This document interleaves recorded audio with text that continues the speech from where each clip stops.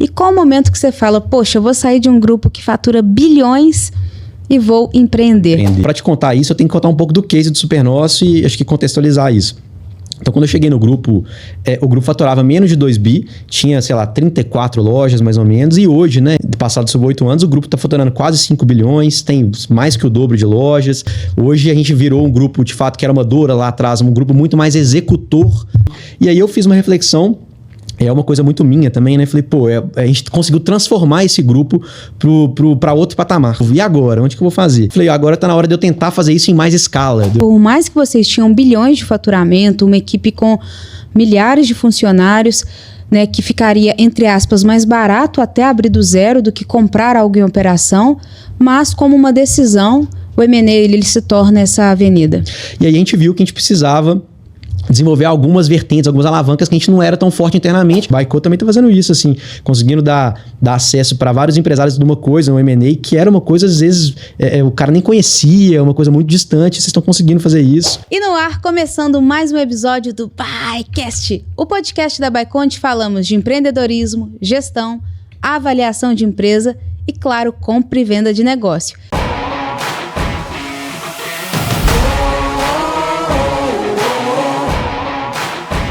E o nosso episódio de hoje a gente vai falar sobre gestão e empreendedorismo. Vocês vão ver que história legal. Seja muito bem-vindo ao Baicast, Augusto. Obrigado. Grande prazer recebê-lo aqui. Agora como empreendedor, porém que tem aí uma parafernália de ferramentas de gestão na mão e que criou a própria empresa. Então vai ser um conteúdo híbrido. Boa, legal. Obrigado pelo convite, Rafa. Prazer ter com você aí. Empresa que a gente admira, profissional que a gente admira muito. Então, prazer ter com você. E já fizemos negócio, a gente já teve negócio junto. Do outro lado da mesa. Augusto como aí um advisor representando, ele vai contar um pouco da história dele, mas trabalhando num grande grupo de faturamento bilionário. Eles estavam ali comprando uma empresa e o Augusto ali na vanguarda, ajudando a olhar o modelo de negócio, entendendo questão de valuation. Então foi uma troca bem legal. Foi boa e aí que começou a admiração, essa relação nossa. E hoje construindo aí pra gente também evoluir aí, fazer cada vez mais negócios juntos e continuar construindo essa história juntos. Isso mesmo. Bem, Augusto, me conta um pouquinho então da sua formação, como que você começou a sua jornada, como que você conseguiu entrar no mercado de M&A, que é um mercado que por mais que a sua função fosse estratégica, a pauta M&A, ela sempre está ali nas visões e tomadas de decisões estratégicas. E qual o momento que você fala, poxa, eu vou sair de um grupo que fatura bilhões e vou empreender? Então vai ser um episódio bem legal aí, ver essa jornada. Boa. Assim, todo mundo acha que a sua jornada é a jornada do herói, né? Então vou contar na minha versão aí, que eu acho que é uma jornada legal, uma trajetória legal. Eu sou engenheiro civil de formação, fiz engenharia civil na UFMG, e quando eu escolhi o curso, na verdade, a gente é muito novo aqui no Brasil quando a gente escolhe a formação, e eu não sabia exatamente o que eu queria fazer no futuro. Então, eu falei, vou escolher engenharia, que acho que é um curso mais aberto, né, abrangente, que dá para você migrar ao longo da trajetória. Eu escolhi engenharia civil, e quando eu escolhi, assim, foi começando o curso, eu fui fazendo as matérias, as disciplinas que estavam lá, e eu não me sentia pertencente àquele ambiente lá. Então, eu tava assim, cara, acho que, ainda mais na UFMG, que é um negócio muito confuso, assim, não é uma escola, não é uma faculdade, é um mundo, você tem que meio que se virar lá dentro. E eu fiz muitos amigos lá, mas não me pertencia, fazer as matérias de concreto, cálculo estrutural e tal. Cara, isso não é pra mim. Eu sou engenheiro, eu também sei, muito abstrato, né? Muito, assim, não era pra mim. Tem muita gente que gosta, mas não era meu perfil. E aí, na época, eu falei, então acho que minha carreira já me via já nesse momento como executivo, trabalhando com gestão. E aí eu falei, então eu preciso começar a mudar e migrar minha carreira, minha trajetória para esse formato.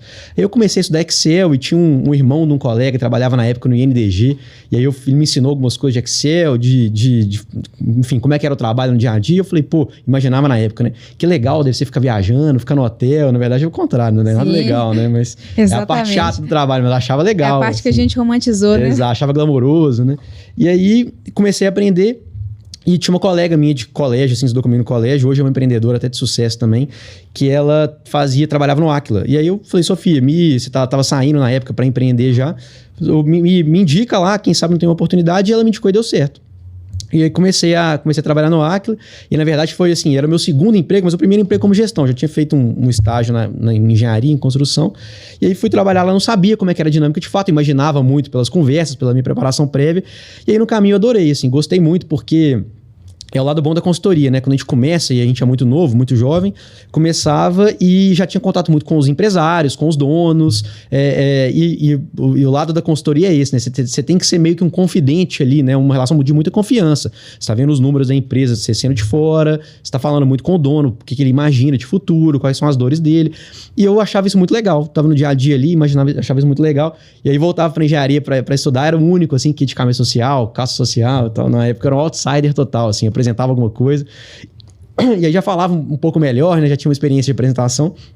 A galera, o que esse cara tá fazendo aqui, né? Que mundo que é esse? Exatamente, não, esse não tinha. Vai ser o engenheiro mais bem-sucedido da sala. O engenheiro diferente, o bem-sucedido não sei, mas o engenheiro diferente. E aí, assim, eu gostei muito disso. Então, fiquei nesse projeto aí, ao longo comecei como estagiário, né? Na consultoria no Aquila.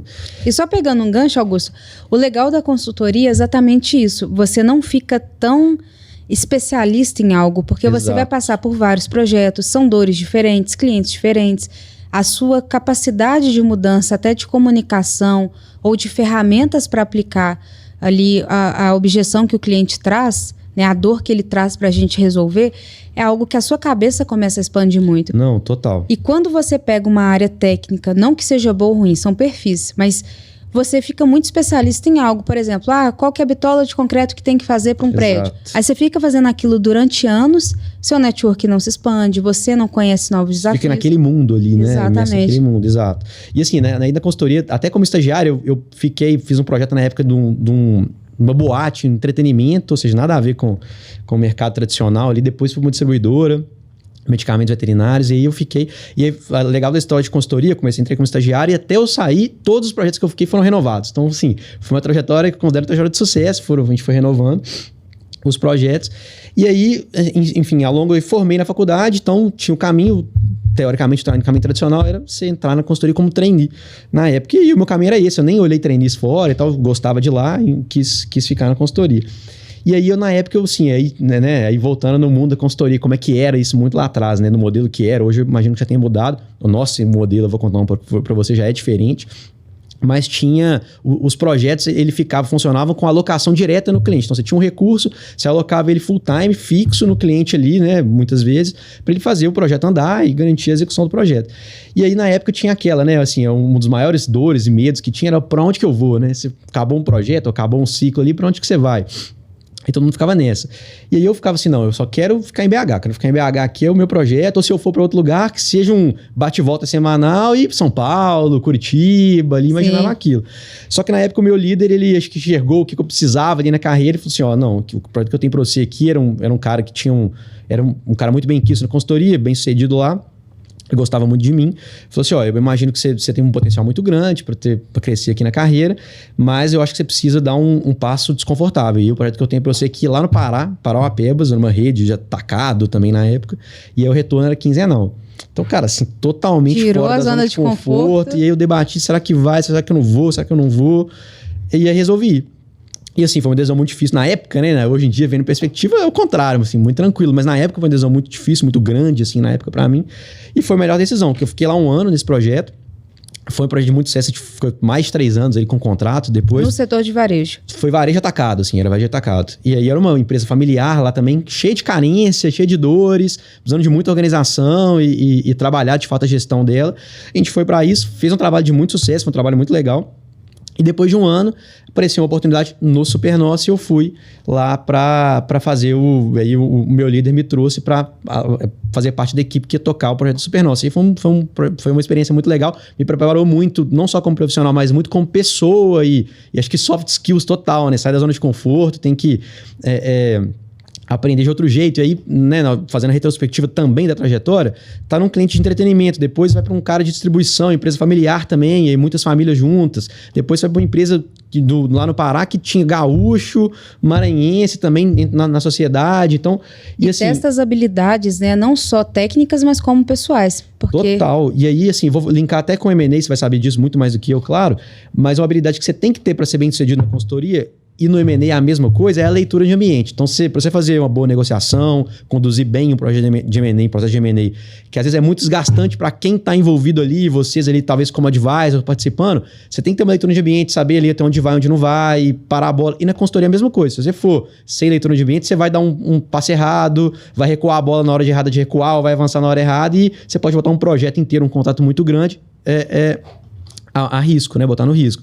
Então, foi legal, foi muito importante para mim e hoje eu vejo, né? Como passados mais de quase 10 anos ali, eu vejo essa em retrospectiva que foi muito importante para minha carreira, para o profissional que eu sou hoje, com certeza. E o legal é que quando você foi então para o Supernosso, para quem não sabe, então, um grupo muito grande, um grupo bilionário, está entre os 20 maiores atacadistas e varejistas de supermercados do Brasil. Isso. Então, é um grupo muito relevante. E você já vai para a parte estratégica. Isso é interessante porque, às vezes, o consultor ele vai ficar ou em alguma das células, né, de RH, contas a pagar, planejamento, financeiro.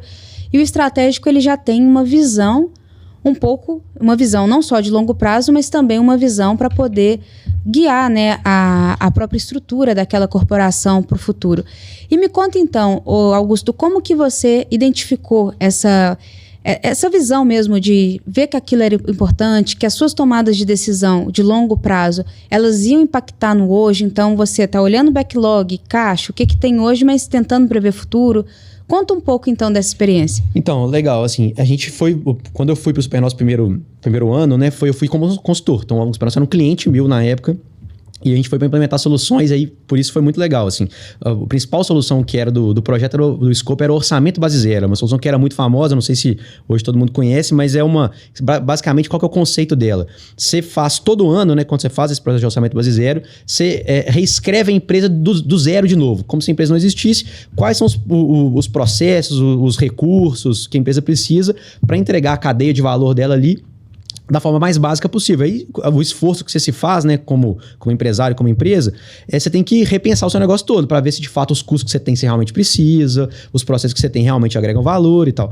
Então era um processo muito estratégico, a gente estava muito com a alta gestão da empresa ali lidando, porque a gente teve que repensar a cadeia da empresa muito grande, como o Supernosso, na época faturava pouco menos que 2 bi, há 8 anos atrás.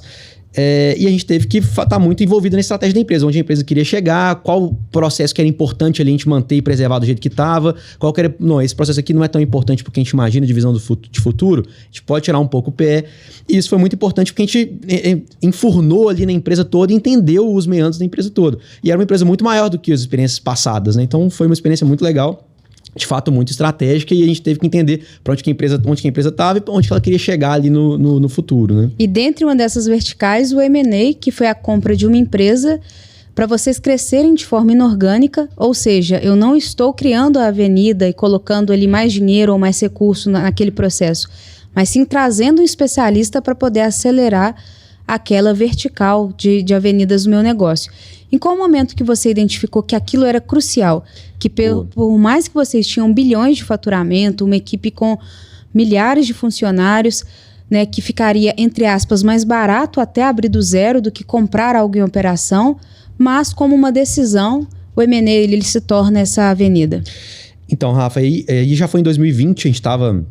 2020, 2021, a gente apareceu várias, a gente já tinha feito o planejamento estratégico do Supernosso, eu já estava dentro do Supernosso como funcionário, cuidando dessa parte de novos negócios e projetos estratégicos da empresa.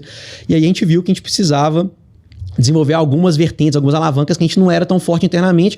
E uma empresa de varejo, principalmente, mas qualquer empresa do tamanho que a gente estava na época, faturando quase 4 bi, 3 bi e pouco, era difícil você conseguir focar numa iniciativa que ela teoricamente deveria começar pequena, né, pra gente poder pilotar e entender como é que ele ia funcionar e trabalhar lá dentro de casa. Então a gente olhou para fora para trabalhar alguns outros mercados, negócios que a gente entendia ser importantes nas alavancas de crescimento nosso.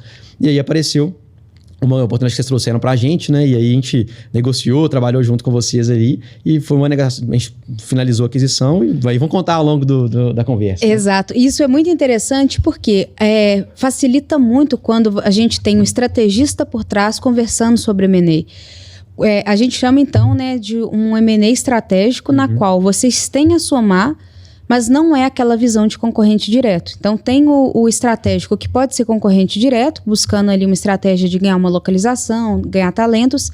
No caso de vocês somos um grande varejista, tem uma empresa que vende produtos orgânicos, né, extremamente perecível, para uma rede grande, será que isso é viável ou não?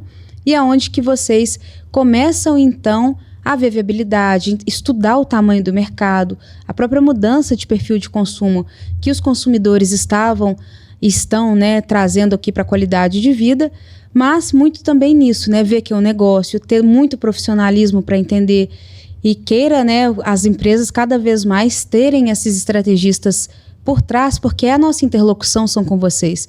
E você vê que a gente conversa muito pouco, às vezes, com o próprio dono, porque fica muito aqui, a gente faz o filtro do que é relevante e passa você para a sua parte, né, que vão ser os tomadores de decisão, tendo vista naquilo que você já filtrou, e a gente para os nossos clientes, que é tendo a percepção de vocês, das objeções, das dores, dos medos que vocês, como investidores, poderiam ter naquele ativo. E é muito bom ter essa interface com uma pessoa qualificada que sabe pensar nesse longo prazo. Exato, assim, aí na visão de uma empresa maior como a nossa, a gente enxergava, né, onde que a gente era bom, o que a gente tinha de alavanca positiva ali do nosso negócio, de vantagem, de força no nosso negócio. E aí, nesse caso específico, claro que era vantagem a escala, né, a negociação com fornecedores, a gente tinha uma escala maior para negociar, mas principalmente o canal de distribuição. Acho que varejo é basicamente um negócio de distribuição, né? De compra e vende com uma margem de lucro e faz o negócio andar. Então, nesse caso, a gente procurou negócios que a gente conseguia, dadas as nossas forças aqui, tanto a escala quanto o canal de distribuição, por exemplo, potencializar. E aí foi o que você falou, a soma 1 mais 1 é bem maior do que 2, que a gente buscava negócios assim, que a gente conseguiria potencializar. Não eram negócios para a gente, de fato, segmentar o nosso negócio, o nosso canal. Era todos relacionados aos negócios do grupo. A gente buscava como que a gente conseguiria potencializar. E aí, obviamente, fruto de planejamento estratégico, ligado ao propósito do grupo, a propósito de valor, e a gente buscou esses negócios. E aí a gente entendeu, identificou nesse caso essa oportunidade, e a gente buscou, a negociação foi feita para, de alguma forma, que a gente conseguiria atender o lado de lá, né, o lado que a gente estava comprando, de uma forma que a gente também conseguisse potencializar o negócio na ótica do grupo. Porque de algumas formas, a gente tem que desenhar o negócio, né? A gente do lado de cá aqui, da forma entendendo a estratégia, entendendo o perfil do grupo e tentando fazer uma ponte com o outro lado, como que eu preciso desenhar esse negócio de uma forma que ele pare de pé para quem está vendendo, né? Para quem está entregando uma parte do negócio, e que a gente também consiga potencializar isso da forma como a gente entendesse que era importante. Então, e aí, de fato, é uma arte, né? Não tem ciência nisso, é uma arte. Porque dependendo do que você pega, você fere o ego ou uma dor de alguma das partes, aí eles não entendem. E a gente tem que ter essa paciência, essa resiliência para ir desdobrando, né, todas essas etapas. E foi interessante porque a gente começa na participação, que foi algo que teve que ser construído com eles, sobre por que fazia sentido para vocês aquilo, que era um pouco diferente da ideia deles. E óbvio que uma sociedade em andamento, porque vocês já pegaram algo pronto e estão continuando ali aquela visão da empresa, aumentando a vertical de venda de produtos orgânicos. Mas eles são vários quesitos que às vezes a planilha não mostra, né? Que a gente tem que ir decifrando. Aí, Augusto, aqui vai dar pau. Aqui eles estão muito resistentes. E da mesma forma, você entendendo o seu limite, entendendo o que era possível fazer dentro daqueles recursos que a gente tinha de participação, no caso de M&A, de premissas, que são as condições que a gente traz para aquele acordo do negócio, como que o pagamento seria feito, né? Qual o preço que a gente daria, que é bem diferente do que é o valuation. Então, a gente começa a entrar num universo ali bem interessante. Exato, e de fato é muito maior do que a planilha mesmo para tudo, assim, acho que tem coisa que é perfil de um grupo, de uma empresa que, cara, é um valor aqui, a gente não discutiu isso, mas daqui não tem jeito de passar, porque é um valor da empresa que tá de acordo com a história, de onde que é, das origens da empresa. E a mesma coisa do outro lado, né, a gente tá falando de dono com dono e a gente filtrando o negócio ali, então... E, de fato, se fosse falar dono com dono sem ninguém filtrar, aí é uma coisa que certamente acho que cairia os negócios para mais de 90% a menos de número de negócios, porque, de fato, a negociação é uma arte da leitura de ambiente mesmo, qual palavra você vai colocar, o que cada um está sentindo, entendendo o que é importante para um lado e para o outro. E, às vezes, se uma pessoa sem filtro ali, dono com muito amor, né, e muita paixão no negócio, não vai conseguir distanciar um pouco e entender, de fato, esses cenários. E, realmente, é muito mais do que a planilha. E, nesse caso específico aí, até para o negócio parar de pé, isso tem que ser feito com o business plan, o que a gente imaginava de visão de futuro. E talvez é muito erro das empresas também é isso, né? Acho que tem que obedecer muito ali o business plan que foi feito. Claro que ele é uma linha mestre e é importante para tomada de decisão e tem que ser seguido ali em grande parte. Mas com o mundo que a gente tem hoje, cada vez mudando mais, etc. Se o negócio fizer sentido, ele parar de pé minimamente ali, né? Ter uma margem de segurança, mas ele parar de pé, você tem que enxergar o potencial do negócio e ver como que, com essa tendência que o mundo tá, como que você vai conseguir potencializar ele talvez bem mais do que você imaginou. E esse caso é um caso específico, assim. Acho que o resultado foi tão bom e muito maior que as duas partes imaginaram, com esse potencial de inserido no ecossistema. Exato, as sinergias, tudo aquilo. Exato. E esse é o grande truque que o M&A traz, porque ele começa a criar uma potência de aceleração muito grande para ambos. Então, pega uma empresa pequena de 2 irmãos e começa, então, a dar aquilo que vocês são excepcionais, Exato. que é tamanho, governança, gestão. E para eles que tem ali milhões de SKUs para vender, você falar, você já viu esse mercado aqui? Olha o universo que existe e nós somos especialistas e dá para fazer multimilhões de vendas nesse canal. Então é algo que tem uma troca muito interessante. Não muito. Mas tem que ter essa pessoa por trás que consiga identificar essas oportunidades, priorizá-las e também entender o que é o time daquele planejamento estratégico, né? Às vezes faz sentido, mas a gente não está no time, que também é outra grande objeção que nós do M&A nós temos. Às vezes o negócio faz sentido para vocês. Para de pé, né? Para de pé, tem tudo a ver, porém está no time errado, que agora as prioridades são outras. Isso acontece muito, assim, o ciclo não é tão curto, né? Acho que o ciclo é longo, tem que tentar enxergar e tem que ser um casamento mesmo de tempo, de momento, de prioridade, de valor ali dentro do mercado, né? Esse 1 mais 1 tem que ser bem maior do que 2 mesmo, para o negócio dar certo, né? Não é tão trivial assim, né? Parou, fez de pé, deu certo, tem dinheiro, vamos fazer? Não. Mas, Augusto, então você vem de uma consultoria grande, aprende, vai para outros estados, pega múltiplos negócios, depois fica numa cadeira estratégica de um grupo bilionário, um grupo referência hoje no Brasil. E o que você falou? Poxa, tá tranquilo demais, deixa agora eu criar um problema para minha vida que é empreender. Quando que veio, então, a ideia de montar a sua própria metodologia, de poder ajudar vários empresários do setor? Então, eu queria que você abrisse primeiro essa virada de chave no fogo do empreendedor mesmo, que busca algo diferente, algo maior, e como que você, então, adaptou pontos de melhoria em tudo aquilo que você havia conhecido no mercado de melhor, que foram essas 2 empresas referências no mercado. Boa pergunta. Para te contar isso, eu tenho que contar um pouco do case do Supernosso e acho que contextualizar isso. Então, quando eu cheguei no grupo, o grupo faturava menos de 2 bi, tinha, sei lá, 34 lojas mais ou menos, e hoje, né, olhando para frente aqui, passado sobre 8 anos, o grupo está faturando quase 5 bilhões, tem mais que o dobro de lojas, mais N canais de receita e canais de negócio dentro do ecossistema do grupo ali, né, de fato. Hoje a gente virou um grupo, de fato, que era uma Dora lá atrás, um grupo muito mais executor nas iniciativas estratégicas, e isso, quando eu vim, né, a primeira cadeira que eu assumi foi para isso, para garantir essa execução da estratégia e linkado isso com a visão de longo prazo do grupo. Hoje é um grupo muito mais executor. A gente cresceu e aí eu passei cuidando dos projetos estratégicos, novos negócios, depois eu fui cuidar do e-commerce, do CRM também, depois do marketing. E aí a gente conseguiu avanços importantes nessas cadeiras, nessas áreas que eu cuidei, que são áreas importantes, a gente olha o contexto do grupo, do negócio de varejo aqui. E hoje, de fato, olhando para trás, é outro grupo, né? Outro negócio, com outra maturidade, o grupo está muito bem. E aí eu fiz uma reflexão, é uma coisa muito minha também, né? Falei, a gente conseguiu transformar esse grupo para outro patamar. Jogamos esse grupo para outro entre os 20 patamar. Maiores do país. Exato, assim, e não só isso, assim, o número é importante, mas virou um grupo muito executor com estratégia, com outras linhas de negócio, muito mais resiliente, muito mais aderente com o plano de longo prazo, dinâmico, com várias outras linhas de receita e conseguindo tirar receita de algumas coisas que a gente seria inimaginável há um tempo atrás. Então virou um grupo muito mais executor ali, muito mais estratégico, com isso transformador, muito mais aderente ao novo contexto do mercado que a gente tinha. E aí eu passei a entender, e olhando muito para mim, falei, assim, eu queria fazer isso de novo, né? Quero fazer isso de novo. E agora? Onde que eu vou fazer? E aí eu tomei a decisão, falei, acho que assim, o grupo tá muito bem, tem muitas pessoas boas, o time era muito bom. Falei, agora tá na hora de eu tentar fazer isso em mais escala, de eu conseguir transformar outras empresas. Assim como o grupo hoje é um outro grupo, muito melhor, muito mais transformado, muito mais executor. eu quero fazer isso em outras empresas com outra escala e fazer isso em mais lugares. E aí, por isso que tomei a decisão de sair da cadeira lá e fundar a SPAC com essa missão nossa, né? Esse propósito de democratizar a transformação para todos que querem fazer diferença. Ou seja, fazer o que eu fiz no grupo, que a gente fez no grupo, em outros lugares, outros negócios, para outros empresários e mudar de patamar esses resultados ali.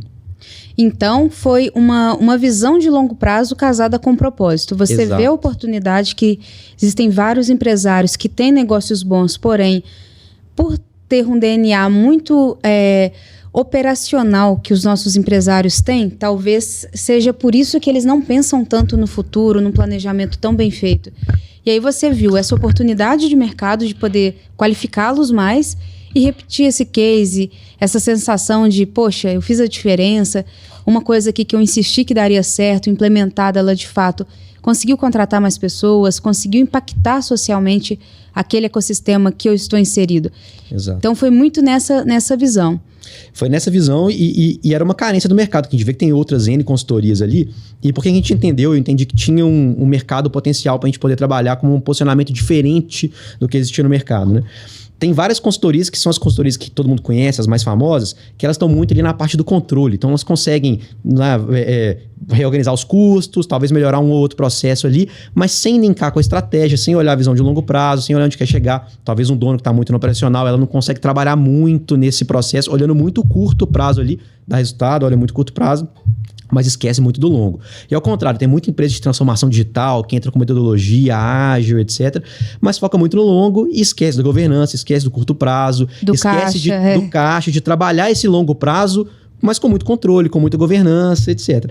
E a gente viu uma oportunidade ali, olhando até esse case nosso, né, 20 consultoria, esse case legal do Supernosso, de, vamos unir essas duas coisas, vamos fazer um longo prazo com muito controle, muita gestão, e vamos fazer gestão também mais ligado com a estratégia, com muita tecnologia também, e tinha esse mercado que ninguém estava trabalhando direito, e a gente entrou para trabalhar isso. E aí, assim, o mercado potencial, né, o total do mercado endereçável é um mercado muito grande. O brasileiro, o empreendedor brasileiro, ele ainda é o cara que ele vê muita vantagem de estar com a bota suja ali, de estar muito na operação, né, de estar trocando pneu. Tá vendo que tem 3 dias que eu não durmo? 3 dias que eu não durmo, olha que legal, não consigo nem tirar férias e tal.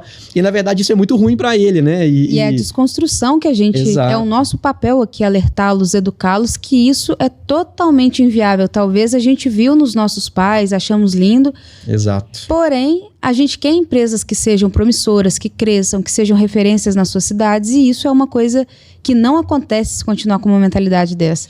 O empreendedor é o cara que tem o sonho, né? Quando ele criou a empresa, fundou, ou herdou, em algum caso, ele tem que ser o cara do sonho, ele tem que levar o sonho e tem que mostrar a direção para onde ele quer, né? Onde que a empresa tem que ir para o futuro. E ele não consegue fazendo isso com a bota suja ali o dia todo, trocando. É importante ele estar na operação, conhecer o negócio, conhecer o cliente, claro que é. Mas ele tem que distanciar um pouco para ele conseguir enxergar isso.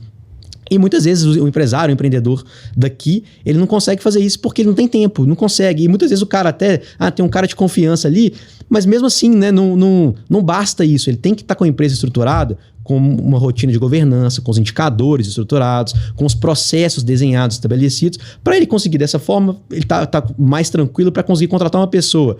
Tá mais organizado para a pessoa se inserir, trabalhar ali com uma peça nessa engrenagem, para ele conseguir sair um pouco da operação, enxergar uma forma mais de longe ali, o que tem de oportunidade, a visão de longo prazo, e aí assim a empresa ele vai prosperar, ele vai dar o sonho dele, dar o ritmo que ele quer para a empresa dessa forma, senão ele, muito na operação ele não vai conseguir. Você trouxe uma coisa muito rica aqui, porque a gente tem ouvido falar muito, né, que gestão, o sócio tem que sair da parte operacional, mas eu acho que foi muito sábio isso que você disse, que se a gente esquece o curto prazo e fico muito pensando nisso, agora então eu vou expandir o meu negócio, eu vou contratar muitas pessoas, e esqueço que um negócio ele precisa de resultados até para você poder mostrar que aquele modelo de negócio ele é viável, é onde que eu percebo já na visão do valuation e de M&A, que é mais a venda de empresa parcial ou total, que muitas empresas estão nessa utopia de, olha como que na frente o meu projeto é legal. Eu falei, nossa, vai ser sensacional, mas olha o que aconteceu. Se o histórico ainda não demonstra, não aconteceu isso, como que eu vou vender para o investidor que lá na frente você vai me entregar 100 milhões de faturamento, sendo que agora você não entregou nem 3? E é muito isso que eu acho que a sua função de trazer essa consciência, abrir um mapa para o cliente mesmo, para o empresário, falar assim, meu amigo, é aqui, estamos aqui, o que a gente precisa fazer? Essa lacuna ela é fundamental para o empresário, porque o que a gente não faz? A gente não tem braço para isso. O nosso foco é isso daqui que é para vender, é dessa forma que a gente pega... Envelope e vende, Envelope e vende. Ah, mas tem que melhorar, tem que fazer? Aí é um consultor de gestão, uma pessoa que faz um planejamento estratégico, que consegue, então, desenhar tudo isso, te ajudar ali, pegar na sua mão, põe a mão na massa e começa, então, a monitorar o seu ritmo de entrega. Mas é muito importante isso para eles entenderem que nós somos profissionais complementares, mas que a gestão é algo que tem que ser feita diária e o M&A é tão estratégico que talvez você vai fazer uma vez na sua vida. Exato. E assim, muitas vezes a falta de gestão, a falta de governança e até a falta no planejamento estratégico estruturado, falta de visão de longo prazo, ela inviabiliza o M&A. Assim, já tive do lado do buy side, do lado da cadeira. Ninguém quer comprar uma empresa que ou ela está muito desorganizada, ele depende muito do dono, ele está muito na operação, mas não tem uma rotina de governança, os indicadores controlados, os processos desenhados, a equipe treinada, alguma coisa padronizada para depois. Esse cara agora consegue sair um pouco da operação, consegue comprar essa empresa que o negócio não é o dono, né? O negócio existe independente do dono. O dono está ali para dar o ritmo, para dar a visão da empresa. E ao contrário também, às vezes a empresa está muito organizada, dá até um resultado... é lucrativa, dá um resultado importante, mas e o longo prazo? Onde que esse cara quer chegar com essa empresa, né? Eu preciso ser cativado por esse sonho também para conseguir entender como que isso vai se inserir no meu negócio, como é que eu vou conseguir também dar ritmo para esse sonho. Então isso inviabiliza muitos negócios. O empreendedor, né? O empresário, ele tem que saber disso, assim. Isso é importante não só para ele como profissional, como pessoa para o negócio dele, mas para possível saída, para uma sucessão. É importante ele ter essa empresa organizada para que ele consiga ter um negócio com legado perene no futuro aí também. Muito bom. Augusto, me conta o que é a SPAC, com qual propósito ela vem, o propósito de democratizar, mas o que você identificou como pontos fundamentais com toda essa experiência que você teve, o que você pôde somar para a SPAC já nascer com uma pegada mais direta, com algo que seja mais factível para o empresário, e como que você enxerga aí essa evolução na construção do método que você desenvolveu? Legal, Rafa. A SPAC ela é uma sigla, né? Então, o SPAC é uma sigla que vem de sonhar, planejar, agir e controlar. Então, a metodologia que a gente criou que passa, né? A gente garante que ela passa desde o sonho, da estratégia, da proposta de valor da empresa, até o planejamento, como é que a gente vai executar isso de fato, executando e criando a governança e os controles disso. Então, daí que a gente criou essa metodologia que a gente garante que qualquer projeto que a gente for criar, seja numa divisão específica da empresa, mas está ligado ao todo, está ligado à principal, que é a estratégia da empresa. Quer falar? Não. É que eu achei bem um acrônimo muito legal. Ficou um nome bonito. Ficou um nome bonito. E ele tem uma visão muito prática, até na hora de você apresentar isso para o cliente. Exato. Mas é que eu queria que você cascateasse, por isso que eu estava tentando falar. Eu queria que você abrisse mesmo um sonhar. Eu estou com um sonho utópico aqui de criar um banco na Baiku. Pode ser que no futuro isso aconteça. Mas em qual momento que você ia falar assim, poxa, Rafa, legal, a Baiku pode ser um banco para ajudar nas transações de compra e venda de empresa, mas esse sonho ele não é para agora. Então cascateia o SPAC para eu entender. Vamos lá. Como é que começa a metodologia? O sonho, pra gente sonhar, né, pra gente chegar onde que a gente quer chegar no longo prazo, eu tenho que entender o meu porquê, né, o porquê da minha empresa. Então a gente começa sempre com o propósito da empresa. Eu tô fazendo o ciclo completo para a gente poder explicar e vocês entenderem. Então, passa desde o propósito da empresa. Então, por que a empresa existe? Qual a diferença que uma empresa faz no mundo, né? E aí, no caso até do Supernós, dando um exemplo, é facilitar o abastecimento de lares e negócios. Então, qualquer coisa que o grupo vai fazer tem que ter a ver a facilitar o abastecimento de lares e negócios. O nosso, como SPAC, é democratizar a transformação para todos que querem fazer diferença. Qualquer coisa que eu for fazer tem a ver com democratizar a transformação. E a empresa, às vezes, não tem isso muito claro, ela acaba tirando para vários lados, né? Ela quer fazer tudo. Então, quem não tem um porquê, não tem um foco para ela poder seguir. Então, definindo esse propósito, a gente passa pelos valores, né? Como que eu executo esse propósito? Então, tem os valores da empresa. Então, muitas vezes, espírito empreendedor, visão de longo prazo. No nosso caso aqui, tem foco no cliente, resultado é negociável, por exemplo. Então, a gente passa pelos valores, que é o nosso como. Concordo, resultado é inegociável. Tem que dar. E aí, assim, a gente fala muito isso, até obrigado por dar esse gancho. A gente só faz projeto que dá resultado. E se não der, a gente sai. Se a gente não sair para o cliente ficar tranquilo, os contratos nossos não tem multa. Então, é a vantagem e a segurança que a gente tem na metodologia, no método de trabalho. Mas aí, voltando.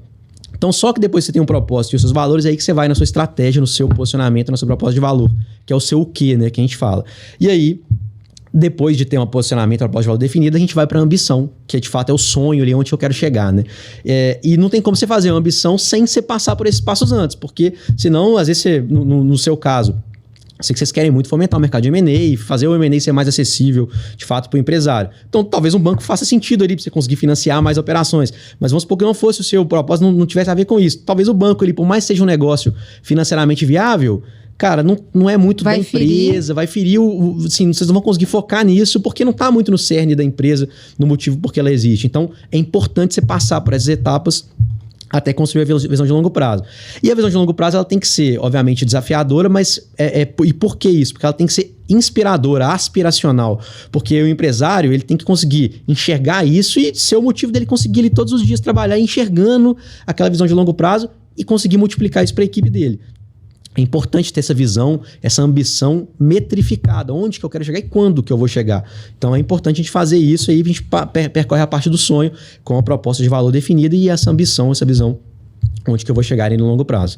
E aí depois disso, feito isso, a gente vai para a parte de planejamento. Agora é o como que eu vou chegar. E aí é o planejamento estratégico. O que eu tenho aí? Tem várias metodologias aí que a gente gosta de usar. Então, tem desde matriz SWOT, né? Qual que são as forças, fraquezas, oportunidades e ameaças.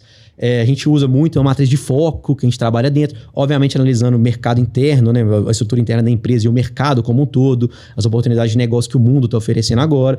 Aí você desenha um planejamento estratégico com base, de fato... E aí não existe planejamento estratégico pronto, né? De prateleira. Tem que ser mergulhado no negócio da empresa, nas dores, nas fraquezas que ela tem ali no dia a dia. E aí, feito o planejamento estratégico, você prioriza o que é importante. Sempre tem várias iniciativas que saem do planejamento estratégico, né? As frases de efeito que saem. Mas tem que priorizar aquelas para você, de fato, conseguir executar. Priorizando elas, a gente vai para a parte, de fato, do planejamento e cascateando isso ao longo da empresa. Então, cada departamento, cada executivo daquela empresa vai ter ali as suas missões, né, os seus objetivos ligados à estratégia. Esse é um ponto legal, porque muitos empresários, quando eles nos procuram para vender a empresa, alguns vêm porque tem uma dificuldade de gestão muito boa.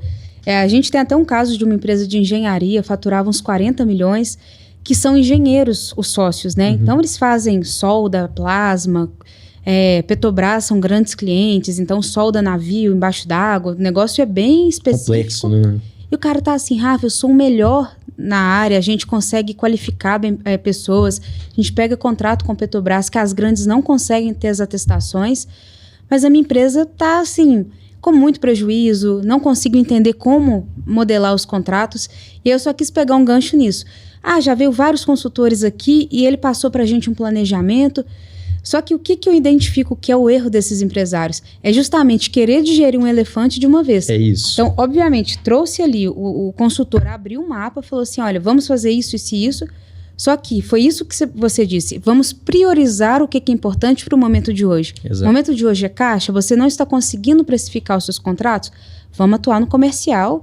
Lá na frente a gente vê o RH... Esse é o foco. Vamos resolver isso primeiro, depois a gente vai pro próximo. Isso é fundamental quando você traz a metodologia SPAC para ser algo que é aplicável na vida do empresário.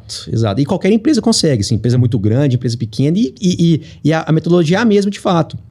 Eu não consigo fazer tudo, né? Sempre tem muitas oportunidades ali que saem do planejamento estratégico. O mundo é cheio de oportunidades ali, né? E aí, quando você prioriza, aí, quantas iniciativas, quantos projetos eu vou executar, quantas iniciativas eu vou executar? E aí não tem resposta certa, depende da sua capacidade de execução.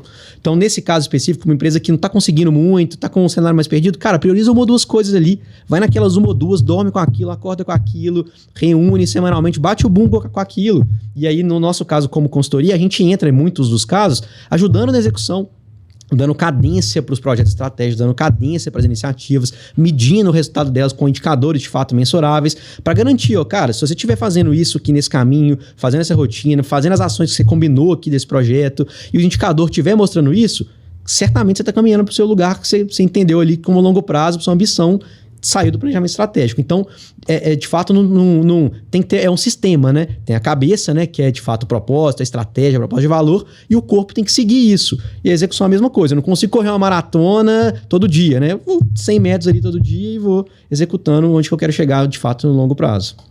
Excepcional. Essa parte é muito importante. A parte da ação, a parte de colocar na na visão mesmo de que aquilo é possível, porém tem tempo para ser maturado, existem obstáculos, às vezes falta o dinheiro, falta uma equipe para abrir aquela nova avenida, falta uma demanda, uma dedicação, né, que o empresário vai ter, mas quando isso tudo é encaixado, é onde que a empresa sai de 2 bi para 5 bi, Decola, a empresa assim. sai de um prejuízo, porque ela tem um faturamento legal, para um lucro.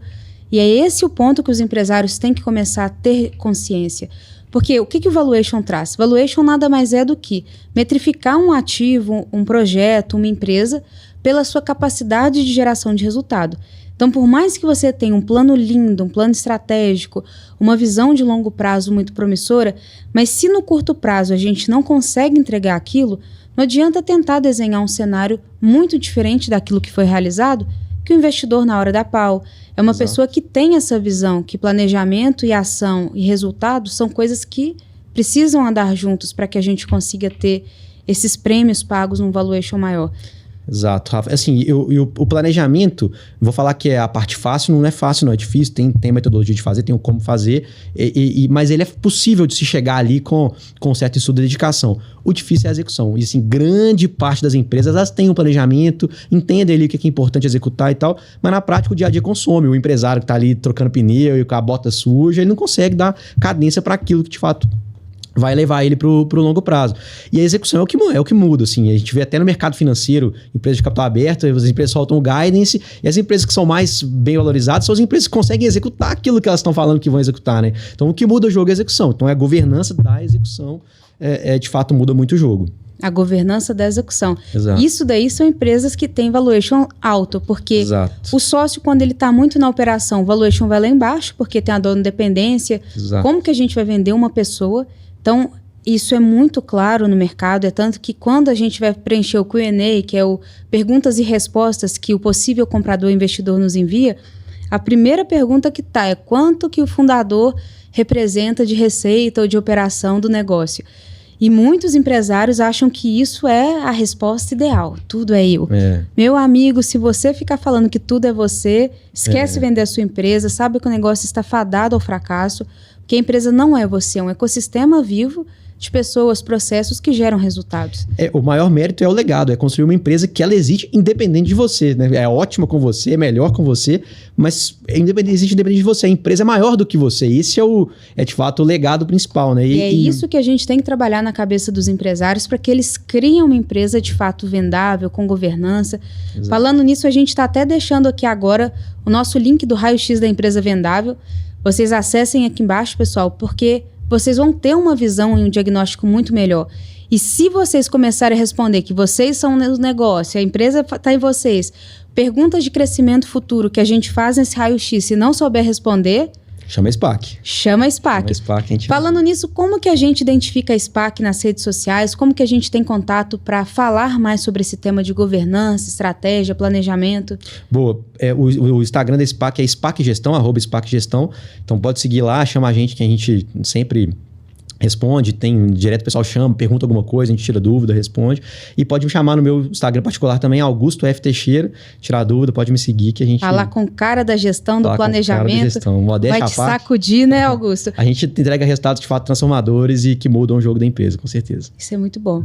Augusto, vamos então agora para o nosso bate-bola. É um jogo rápido, só para a gente entender um pouco mais sobre como que você tem essa visão de mundo, sabendo dessa sua...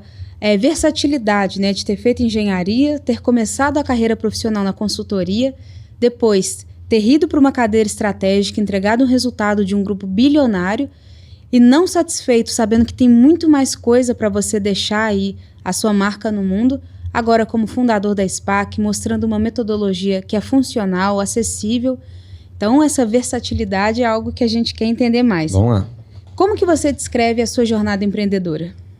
Já desafiadora. É difícil, né? Sair de uma cadeira de executivo, por mais que é uma empresa muito grande, você vai para uma outra cadeira, né? Então, desafiadora, mas muito gostosa e muito prazerosa. Para você, empreender é? Resolver matar um leão por dia e olhar a visão de longo prazo todo dia para você não desviar do caminho. E não deixar a peteca cair. Não deixar a peteca cair. Porque é isso que eu falo muito com os clientes. Vai ter mês bom, vai ter mês ruim, vai ter ano bom, vai ter ano ruim, mas fique preparado. É isso aí. O seu dia a dia de gestão, você tem que ter alguém especializado. Não desvia do caminho, assim. O caminho tá lá, a empresa organiza ela, constrói essa governança e vai no longo prazo que as coisas vão acontecer. Em uma palavra, qual que seria o seu maior desafio empreendedor até agora? Maior desafio empreendedor? Eu acho que é entender de fato, sentar na cadeira do empreendedor e entender essa diferença do executivo com o empreendedor. Acho que é essa. E uma coisa que eu vejo, até para a gente conversar com muitas empresas, a parte da coragem.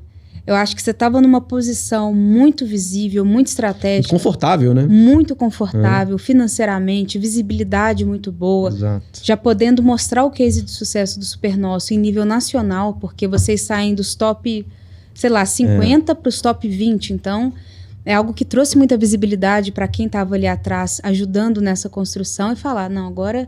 E de fato a gente era muito, o grupo é um grupo muito procurado nessas áreas que eu te falei, então CRM, e-commerce, a gente construiu esse caminho ao longo dessa trajetória, a gente virou de fato referências nacionais, então a gente era sempre procurado por fornecedores, outras redes varejistas de outros estados, para entender cases, boas práticas, e era uma posição legal de estar, né? Você tá ali contar o seu mostrando, filho bonito, né? Contar o filho bonito, exato. E agora você tem que construir o filho aqui, né? Vamos fazer nascer de novo, mas é muito prazeroso. Muito legal. E aí, sugere até a outra pergunta. Qual que foi a sua maior conquista? Minha família. Minhas filhas, minha esposa, minha família, com certeza. Isso é muito nobre, sem dúvida, né? Muito nobre. Sem um alicerce, o que adianta, né? Sim, aí é o nosso motivo de chegar em casa todo dia, é a família. Sonhar maior, falar assim, aqui tá confortável, tá legal, mas eu sei que... Aí. Lá na frente tem um futuro muito promissor. E dar exemplo, né? Mostrar que o trabalho duro recompensa e só trabalhando duro que vai chegar lá, com certeza. Muito bom. No mundo do empreendedorismo, quem que é a sua inspiração? Guilherme Benchimol. Guilherme Benchimol. Acho que assim, a trajetória dele, quem não leu o livro, Na Raça, é um livraço. Acho que o cara começou e construiu a empresa literalmente do nada, né? Assim, olhando a trajetória dele, olhando pra mim, é muito mais confortável a minha, né? Do jeito que ele tá. E olha onde ele chegou, assim. Criou um ecossistema financeiro. E ele bateu muito em uma tecla que é a educação, né? Se a gente não mudar a consciência, não adianta ter ativos. Ele descobriu que, de fato, ele conseguiu fazer o negócio dele escalar educando ali a pessoa nos investimentos, no caso dele. Educar o mercado, trazer conteúdos, como o que a gente faz, mostrando ele de forma gratuita para o empresário ver que ele não está sozinho, ver que para todas as dores que ele tem, existe um especialista como você, como a gente, como vários que já passaram por aqui, dando ali motivação, trazendo cases, trazendo ferramentas práticas que eles podem aplicar, dando exemplos de empresas. Isso, sem dúvida nenhuma, é educação, é isso que transforma. Total, e eu vejo a trajetória até da Baico, assim, olhando a XP, o cara mudou o mercado. Tem pré-XP e pós-XP, né? A Baico também tá fazendo isso, assim, conseguindo dar acesso para vários empresários de uma coisa, um M&A, que era uma coisa, às vezes, o cara nem conhecia, uma coisa muito distante, vocês estão conseguindo fazer isso. O nosso próximo passo agora é educação, começar a formar profissionais para negociar a empresa. Muito legal. Porque o que a gente está percebendo muito é isso. O mercado está falando muito de equity, cada vez mais querendo vender as suas empresas. Briga de sócio não é mais aquela coisa da era medieval de, então vamos fechar. Não, agora vamos fazer uma cisão. Quanto vale a sua parte? De uma forma muito mais profissional. E o que a gente está percebendo é o segundo passo da cadeia, né? Não tem um profissional. Então, para a gente é muito legal ver isso, que a gente está com uma crescente demanda, cada vez mais projetos muito interessantes, empresas legais. Mas a gente observou que está dando certo, mas o nosso próximo passo agora é ajudar na formação desse profissional, que é o que vai mudar o jogo, né? Muito legal, e realmente o mercado é muito carente e tenho certeza que vão ter muito sucesso, tenho certeza. Então, bora. E pra gente fechar, qual que é o sonho que você ainda vai realizar, Augusto? Fazer a Spark chegar em 10 mil empreendedores até 2026, assim, mudar 10 mil pessoas, transformar 10 mil empreendedores até 2026, é um negócio. E o que a Baico puder ajudar, tive a oportunidade de conhecê-lo em 2020/21, foi bem na época da pandemia, então tudo muito novo, e você com uma versatilidade muito grande, uma adaptação, entendendo, tendo uma empatia humana também muito grande com os fundadores que estavam com medo, primeiro M&A, um mercado extremamente oscilante naquela época, né? Mudava tudo, de repente abria, de repente todo mundo começou a comprar a internet, de repente todo mundo parou. E você aí com uma visão muito humana, mas também muito técnica, que é muito difícil hoje da gente encontrar. E é uma grande honra também trilhar essa jornada aí com você. Espero que a Baico possa ajudar a SPAC eu também, né, no que for possível para que a gente possa colocá-lo aí no lugar que a SPAC merece. Tenho certeza, obrigado. É muito recíproco, Rafa. Te admiro demais desde aquela época, o jeito que você conduziu, o jeito que a Baicô, olhando a Baicô naquela época e hoje, assim, vocês conseguiram, de fato, tirar o chapéu. Admiro muito vocês como empreendedores, a Baicô como empresa, e conta comigo também, com certeza. Então vamos, que a gente tem muito empresário ainda para ajudar. Vambora. Pessoal, gostaram desse episódio? Então tá aí o exemplo de gestão mais empreendedorismo, é algo que você pode se inspirar ou algo que você pode contratar. Gostaram? Procure a SPAC, peça um diagnóstico para entender como está a sua empresa, porque empresa vendável é empresa preparada, com planejamento e que gere resultado. Até o próximo Buycast, pessoal!